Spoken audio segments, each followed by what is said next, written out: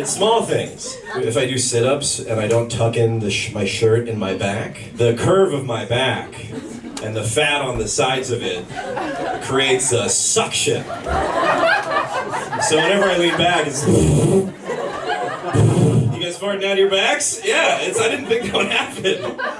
How do you communicate to other people at the gym that you're not shitting yourself? You can't say anything. You just have to keep doing sit-ups and let them all come to their own conclusion. That's what 30 is. It's releasing control. You have to relinquish control over the narrative. I don't even know what my fitness goals are now. My friend's like, what are you trying to do? Gain muscle, lose fat? And I'm like, I just want my back to stop queefing. What do I... Are there lumbar kegels? How do I get involved in that?